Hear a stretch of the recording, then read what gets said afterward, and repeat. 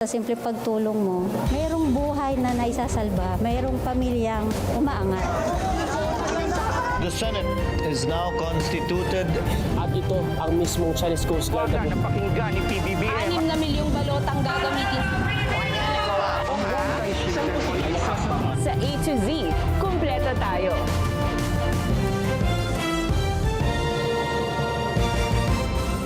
Luzon, Visayas, Mindanao at buong mundo. Ngayon ay Martes, December 16, 2025. Ako si Barbie Mulak at ito ang balitang A to Z.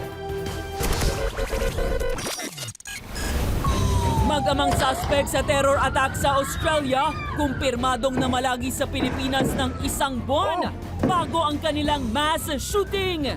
Pakikisimpatsa sa terror group na ISIS, nakita sa mga ebidensya.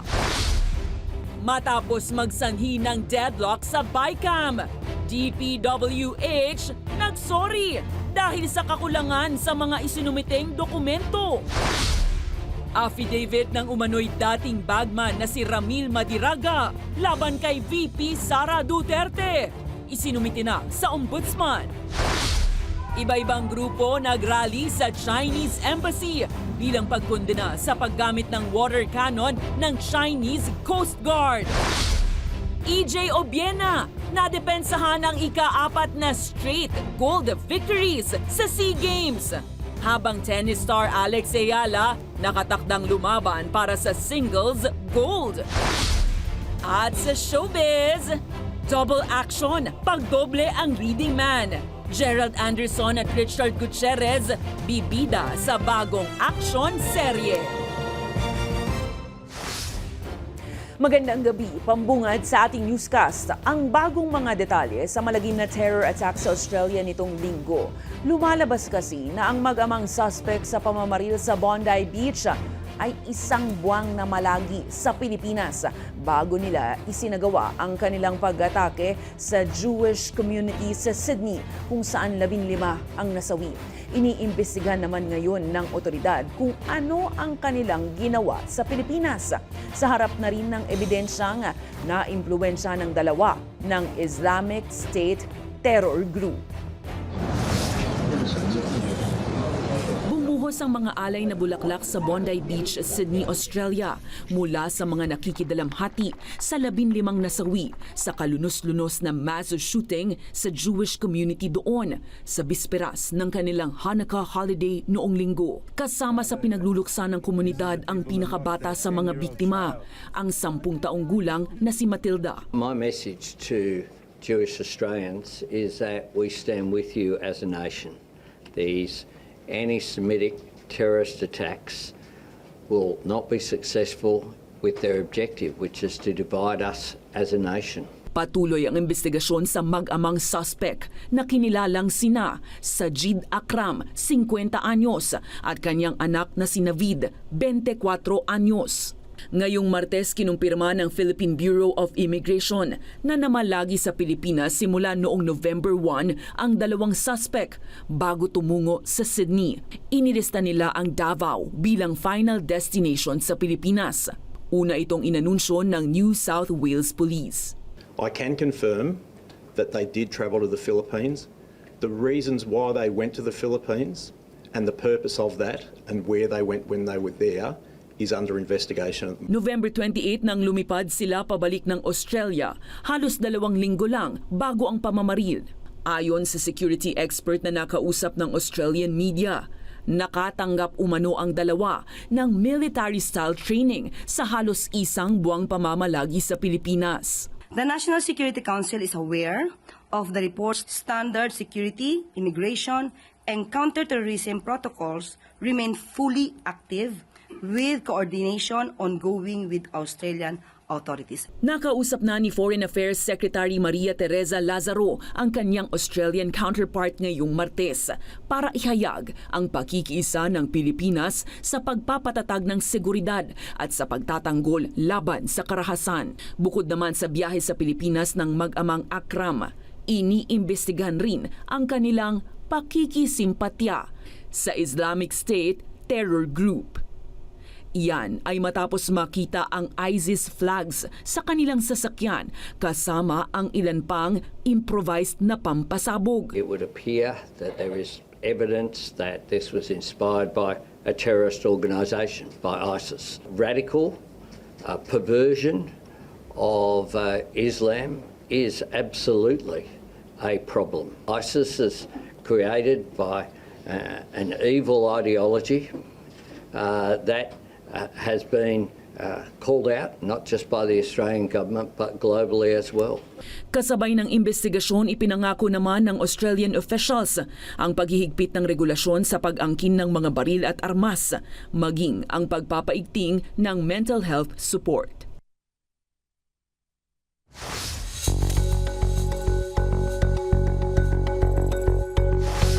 Humingi ng paumanhin si Public Works and Highways Secretary Vince Dizon sa Senado dahil sa pagkukulang ng ahensya na nauwi sa hindi pagkakasundo ng Senado at Kamara sa 2026 budget ng DPWH. Napaspon nga ang bicameral conference nitong Lunes pero muli itong umarangkada ngayong Martes matapos magsumiti ng karagdagang dokumento ang ahensya sa isyu ng sinasabing overpriced construction materials. Ang detalye sa balitang A to Z ni Ace Cruz. Humihingi tayo ng paumanhin sa pagkukulang natin doon. Nagsorry si Public Works Secretary Vince Dizon sa Senado sa kakulangan sa impormasyong isinumite dahilan kung bakit ipinospone ng Senate panel ang bicameral conference sa DPWH budget nitong Lunes. Dahil yung pong datos na pinadala ng DPWH several weeks ago ay clearly hindi sapat para makapaggawa ng tama at accurate na pag-a-adjust sa mga cost ng mga proyekto base na rin doon sa pagbaba natin ng mga presyo. Tinapyasan ng Senado ng nasa 45 billion pesos ang pondo ng DPWH para sa susunod na taon dahil sa sinasabing overpriced construction materials. Parang pinupukpok natin sarili natin ng martilyo sa ulo muli kung maglalagay ulit tayo ng overpriced items sa budget. Isa pupunta yung overpriced na yun. Eh di ba sa bulsa? Pero hiling ng DPWH may balik ang halagang tinapya sa budget kaya nagsumite ng karagdagang datos para ipakita ang iba-ibang presyuhan ng materyales depende sa proyekto at lokasyon nito. Ayon sa kagawaran, nakadepende sa naturang pondo ang aabot sa 10,000 proyekto. Siyempre, ang pag bumili ka ng graba o ng asfalto o ng buhangin, siyempre, kailangan i-incorporate mo doon yung pagbiyahe nung hindi naman yun nagagaling sa di ba? Sa gangit, di ba? Kailangan yun ibiyahe. So, kasama yon sa mga ina-adjust ngayon. At 570.48 billion pesos ang inilaan ng Senado sa DPWH matapos ang tapyas kumpara sa bersyon ng Kamara na higit 624 billion pesos. Ayon kay Senate Committee on Finance Chairperson Wing Gatchalian, pinag-aaralan na nila ang karagdagang impormasyon. Itong presyo na, itong adjustment factor tsaka presyo nila, masasabi ko almost or near realistic. But I need to apply that to the project. We'll support this stand of this. Bukod sa DPWH, sinita rin ng Senado ang 8 billion pesos na farm-to-market road projects ng Department of Agriculture. Hindi naman nababahala ang Senado na hindi pa natatapos ang BICAM para sa 2026 budget kahit malapit nang magtapos ang taon. May time pa naman. So we just have to dapat bilisan lang. Like I said yesterday, may buffer naman. So kaya pa naman. Nagpatuloy ang BICAM Martes ng hapon pero hindi tinalakay ang pondo ng DPWH habang pinag-aaralan pa ang mga karagdagang dokumentong isinumite ng ahensya. Para sa balitang A to Z, Ace Cruz. Nanindigan ng Senado na hindi ibabalik ng buo ang tinanggal na 45 billion pesos na panukalang pondo ng Department of Public Works and Highways para sa 2026. Ayon kay Senate Majority Leader Juan Miguel Zubiri, nakadeadlock nga ang Kamara at Senado matapos ipilit ng mga senador na panatilihin ang kaltas kahit sinasabi pang para sa mahigit 10,000 proyekto ng DPWH ang pondo. Buo naman ang suporta niya sa stand ng Senate BICAM contingent. Diin pa ni Zubiri, hindi pwede ang across-the-board price ng mga material sa pagbabalik ng 45 billion pesos. Anya, kailangan muna ng malinaw na recomputation at itemized na listahan ng mga proyekto, lalo tutol na sila sa palakasan system. Inamin naman ni Zubiri na posibleng maantala ang pagpasa ng budget, pero wala naman anyang masama kung mauwi ito sa reenacted budget. Our stand is not to give back the 45 billion as a whole. Siguro, kung mag-recomputation, nagsulat mo si Secretary Vince, di ba? Sabi niya, nag-sorry siya, magre-recompute sila. Di pakita muna nila yung recomputation at ipakita nila yung recomputation per item. Pinuri ni Senator Bam Aquino ang anilay tunay na pagkakaisa ng Senado sa pagpasa ng panukalang 2026 National Budget kung saan may pinakamalaking pondo para sa sektor ng edukasyon. Ayon kay Aquino, suportado ng administrasyon ni Pangulong Marcos Jr. ng mga kaalyado niya at maging ng Duterte Bloc ang 1.38 trillion peso budget para sa edukasyon na inaprubahan ng Bicameral Conference Committee. Pinakamalaki ang nakuha ng edukasyon sa pambansang pondo, katumbas ng mahigit 4% ng GDP ng bansa. Dagdag ng senador, kinabukasan ng Pilipinas ang nakataya, kaya dapat magkaisa ang lahat. We're coming together for the education budget under the leadership of Senator Gatchalian, and we're coming together to fight corruption also.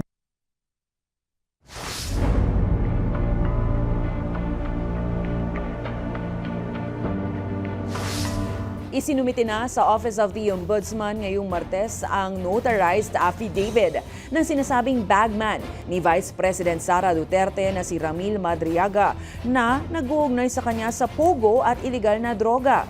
Ayon sa kanyang abogado na si Attorney Raymond Palad, ipinasa ang sinumpaang salaysay para sa investigasyon at posibleng kaso alinsunod sa bastas. Sa affidavit na may petsang November 29, sinasabi ni Madriaga na ang pondo ng Inday Sara Duterte is may presidento isip campaign ay galing umano sa pogo at drug dealers.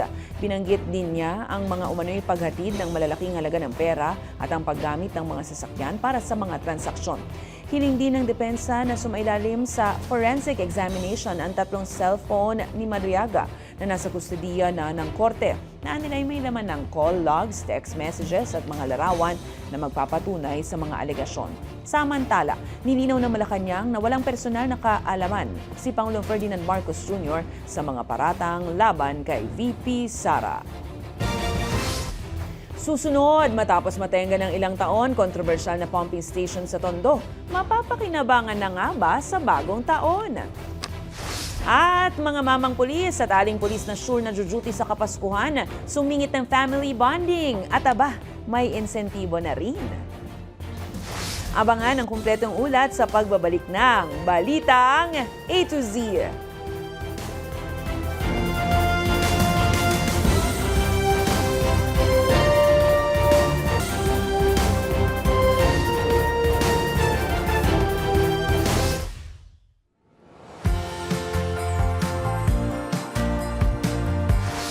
Binuksan ang Campo Crame para sa mga pamilya ng mga pulis para sa Paskuhan 2025. Naging pagkakataon ito para sa family bonding, lalo at sure na naka-duty ang kapulisan ngayong holiday season.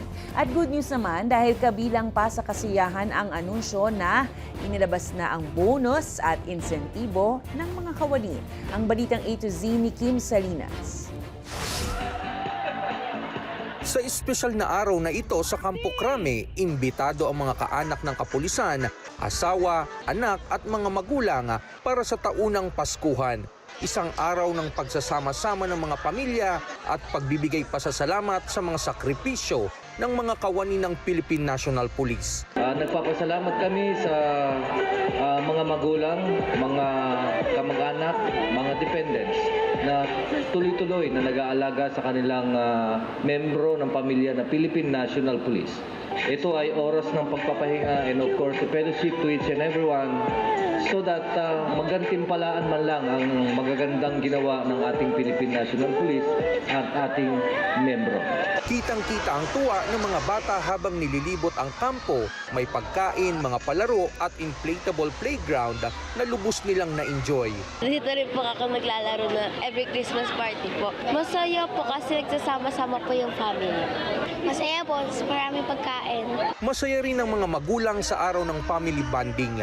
Dagdag saya pa ang grand raffle kung saan ang top prize ay 2 brand new SUV. Malaking bagay kasi parang family day na rin to. Tapos nakakatulong din, bigay na kasiyahan sa mga bata at parang kumbaga na-enjoy din ng mga bata yung ganitong mga event po. Magbigay naman ng saya, gano'n, sa mga, hindi lang sa personnel, kundi pati din sa families ng mga personnel natin. So, may mga libreng pagkain, may mga pamimigay din, bawat mga units. So, Inanunsyo rin ng acting PNP chief ang paglabas ng mga bonus at insentibo para sa mga tauhan. Ang subsistence allowance ay 350 pesos a day. So kung umpitin mo, 10,500.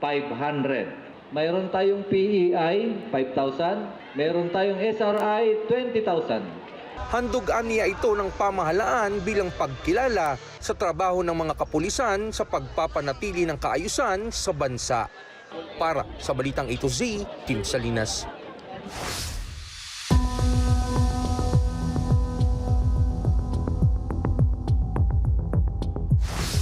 Matapos matenga ng ilang taon, mapapakinabangan na sa 2026 ang kontrobersyal na pumping station sa Sunog Apog, Tondo, Maynila, ayon kay Public Works Secretary Vince Dizon. Una nang nasita ng DPWH at Manila Local Government ang naturang pumping station dahil anila nakalala pa ito sa pagbaha. Muli namang ininspeksyon ng mga opisyal ang renovation sa estasyon ngayong Martes. Ang detalye sa Balitang A to Z ni Naomi Almojano. Malaking perwisyo sa mga residente sa Barangay 183, Zone 2 sa Gagalangin, Tondo, ang hindi mapakinabangang pumping station. 2017, sinimulan itong pondohan sa halagang 774 million pesos at 2020 nang ideklarang fully paid at completed sa kabila ng mga pagkukulang. Sa panahon ito, nakalihim ng Department of Public Works and Highways si Senator Mark Villar na nadidiin din sa flood control corruption. Simpleng ulan lang pag natapat pa sa high tide, yun, baha na yan, hanggang dyan na yun sa may pinaka-kanto ng pumping pa. Umaabot aniya hanggang bewang ang baha, kaya apektado ang mga residente at mga negosyo katulad ng kanyang karinderya. Ngayon kung sakasakaling magagawa na yan at hindi na siya babahain talaga, o yan, hindi yung mga mamimili namin bumabalik, kumakain. Ngayong Martes, ininspeksyon ni na DPWH Secretary Vince Dizon, Metropolitan Manila Development Authority Chairman Romando Artes at Manila Mayor Isko Moreno ang renovation dito. Halos 8 taong natenga itong Sunog Apog Pumping Station dito sa Tondo, Maynila. Kaya naman ang mga residente, grabing pagtitiis ang ginawa sa mga bahang naranasan. Kaya naman sa pagsisimula ng renovation nito na inaasahang matatapos sa January 16 o di kaya na may bagong magsimula muli ang panahon ng tag-ulan, umaasa ang mga residente at mga otoridad na hindi na ito babahain pang muli o kung sakali namang bumaha, agad ding huhupa at hindi natatagal pa ng 1 linggo.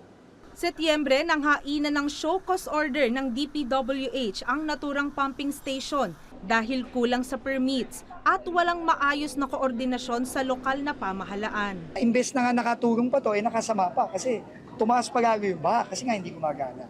So, ngayon, based sa directive ng Pangulo, ito na, ginagawa na natin. Ayon sa MMDA, may mga makinang tuluyan ng nasira, katulad ng trash rake na siyang naglilinis sa mga naipong basura. Mukhang hindi na po siya gagana dahil na-stuck na po siya ng mahabang panahon, 5 taon halos na hindi po gumagana. Sa kabila nito, ayon sa mga opisyal, gumagana na ang 1 sa 4 na pump gates dahil sa rehabilitation. Ang pangako at commitment nila, nakisuyo naman tayo na sana yung Mayo magtatagulan na naman, Hunyo magtatagulan. By that time, at least 3 or the entire pump gumana lahat.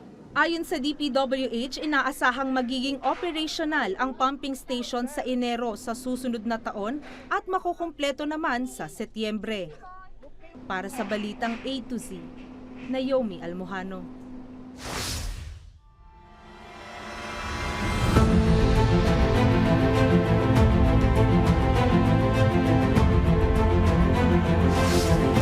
Kinondena ng Department of National Defense ang mapanganib at hindi makataong aksyon ng China laban sa mga mangingisdang Pilipino sa Escoda Shoal o Sabina Shoal sa West Philippine Sea. Ayon kay Defense Secretary Gilberto Teodoro Jr., hindi katanggap-tanggap ang water cannoning, agresibong pagmamaniobra at pagputol ng anchor lines ng mga sasakyang pandagat ng China na nagdulot pa ng pisikal na pinsala sa mga sibilyan. December 12, iniulat na hinaras ng Chinese Coast Guard ang mga Pilipinong mangingisda sa Escoda Shoal na nasa 70 nautical miles mula Palawan at nasa loob ng exclusive economic zone ng Pilipinas. Pinabulaanan din niya ang iginigiit ng China na soberanya ito ng kanilang teritoryo. Naghain naman ng diplomatic protest ang Pilipinas sa laban sa Beijing matapos ang pananakot at pagpapanganib sa mga mangingisdang Pinoy.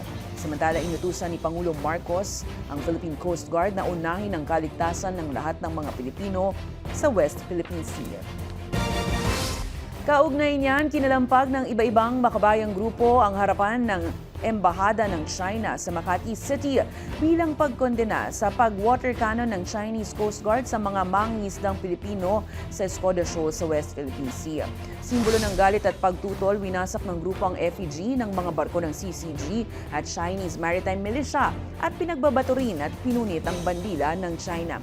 Naisiparating ng grupo ang panganib sa buhay ng mga mangingisda dahil sa matinding pagkasira ng mga bangka at banta sa kabuhayan ng mga mangingisdang Pinoy. Nananawagan sila ngayon sa pamahalaan na ipagtanggol ang soberanya ng Pilipinas at protektahan ang mga mangingisdang Pilipino. Naniniwala po kami na pwede siya maghudyat ng digmaan. Kasi po nasakatan na yung PCG natin, yung mamamayan natin, yung civil na mamamayan natin. Nasaktan na.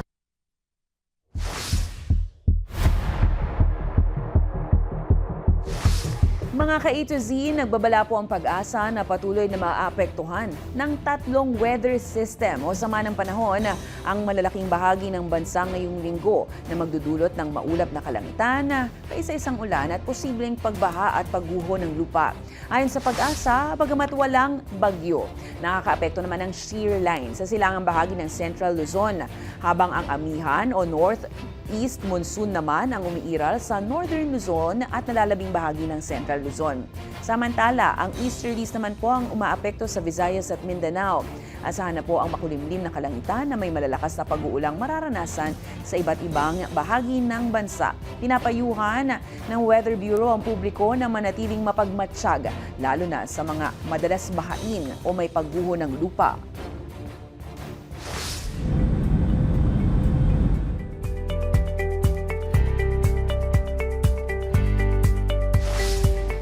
Natagpo ang patay sa kanilang tahanan sa Brentwood, Los Angeles, sina Hollywood director Rob Reiner at asawang si Michelle Singer Reiner nitong Martes, December 15, ayon sa ulat ng lokal na pulisya.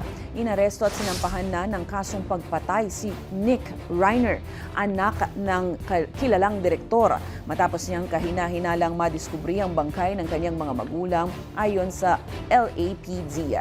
Kilala si Rob Reiner sa mga pelikulang When Harry Met Sally, The Princess Bride at A Few Good Men na nagmarka sa kasaysayan ng Hollywood. Bumuhos naman ang pakikidalamhati mula sa mga artista at politiko tulad ni Jerry O'Connell, dating Pangulong Joe Biden at dating Pangulong Barack Obama. Patuloy ang investigasyon ng mga otoridad.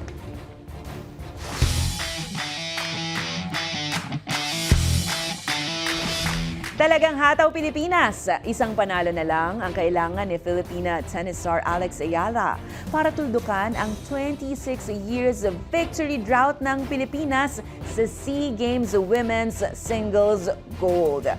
Dominante ang ipinakita ni Ayala sa semis matapos talunin ng home bet na si Tasaporn Naklo sa straight sets na 6-1, 6-4. Intense from start to finish ang gameplay strategy ni Ayala at hindi binigyan ng tsansang makabawi ang kalaban. Kung makukuha niya ang ginto, si Ayala na ang magiging ikatlong Pilipina na maghahari sa event. Kasunod ni Pia Tamayo taong 1981 at Maricris Fernandez noong 1999. Samantala, pinatatag naman ni EJ Obiena ang kanyang paghahari sa rehiyon matapos kunin ang ika-4 na straight SEA Games Gold sa men's pole vault. Tinumbasan ni Obiena ang matinding hamon ng home bet na si Amsam ang patsapong at nilampasan ng 5.17 meters para matiyak ang kampyonato. Doble ang saya para sa Team Philippines matapos umakyat din sa podium si Kevin Elijah Cole na nag-clear ng 5.20 meters para sa isa pang medalya. Tuloy-tuloy naman ang wagi ng Pinas sa gold, silver at bronze medal finishes at iba pang sports. Kaya naman, galing ang ilabas, galing ng Pilipinas.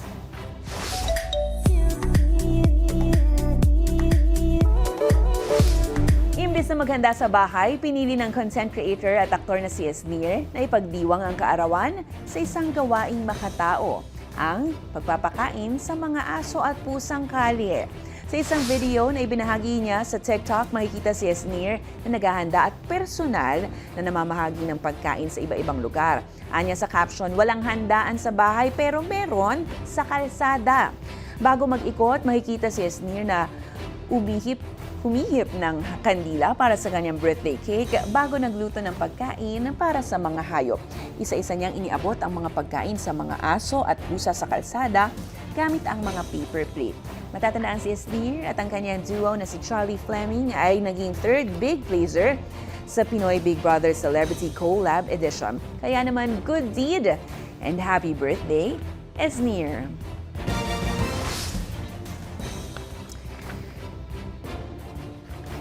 Susunod,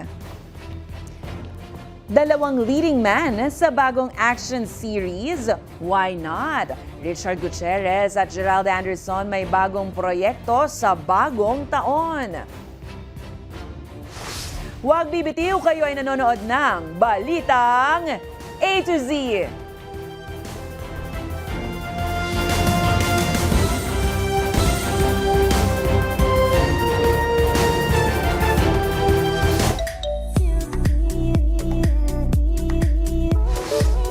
Major tambalan na aabangan ng fans sa 2026. Ito ang collab ng top actress na sina Richard Gutierrez at Gerald Anderson sa bagong action serye. Samantala, Pokwang nagsorry matapos ang viral video ng pananakit ng kanyang kapatid sa isang road altercation. Ang Balitang A to Z Showbiz ni Lane Garcia. Hindi po ako natutuwa at hindi ko po dapat kampihan yung nangyari po dun sa kapatid ko. Humingi ng paumanhin sa pamamagitan ng video message si Pokwang matapos masangkot sa kontrobersiya ang kanyang kapatid. Sa viral video, makikitang sinaktan ng kapatid ni Pokwang ang isang lalaking nagkakariton na may kasamang bata sa Antipolo noong Linggo, December 14. Tungkol po dun sa nag-viral po na video na isa pong lalaki na naka-Hilux na Toyotang puti. Opo, kapatid ko po yun, nag-viral siya. Galing, no? Ano po, galing. Batay sa reports, nasagi di umano lang nagkakariton ang puting pick-up ng kapatid ni Pokwang. Kinumpirma ng komedyan ang insidente. Ako po yung humihingi ng dispensa doon po sa kanyang nakaalitan. At lalong-lalo na po doon sa anak na babae. Pasensya ka na, iha.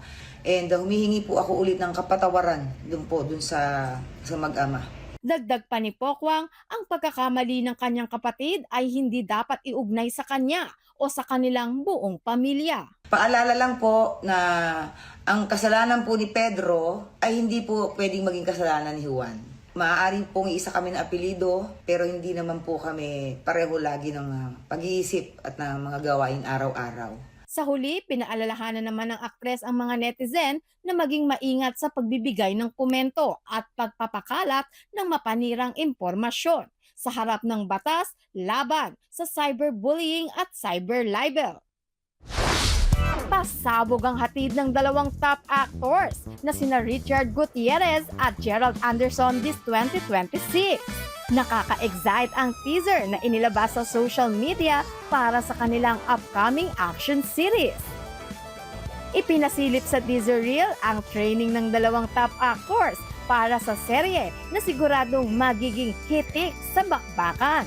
Tiyak na isa ito sa pinaka-aabangan ng fans na ABS-CBN offering sa 2026. Para sa Balitang A to Z Showbiz, Lane Garcia.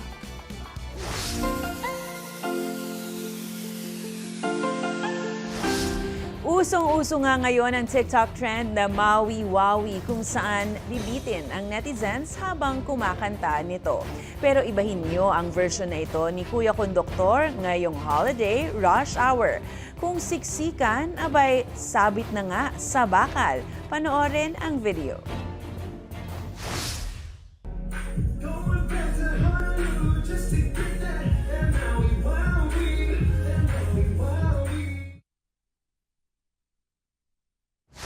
Ako po, ingat po lagi. Kung kayo ay may kwentong kakaiba, mga kwento ng pag-ibig o storya ng inspirasyon at pag-asa, maaari itong ibahagi. Sumali sa ating Facebook group na Balitang A to Z. Panoorin ng replay ng ating programa at sundan ang ating social media pages. Hanapin ang Balitang A to Z. Ang ating pabaong quote of the night ngayong Martes ay mula sa motivational speaker na si Zig Ziglar. Ang sabi niya, hindi kakulangan sa oras, kundi kawalan ng direksyon ang tunay na problema dahil lahat tayo ay may pare-parehong 24 na oras sa isang araw. At yan po ang mga balita at impormasyon, mga kwentong may dalang inspirasyon na tinutukan ng Balitang A to Z. Wala na talagang makapipigil pa. Single digit na lang, 9 days na lang po bago magpasko. Habol na sa mga mamimili pa at gamitin ng tama ang bonus. Para happy ang lahat. Ako pa si Barbie Mulak, maging maalam, makialam. Magandang gabi sa iyo, Pilipinas.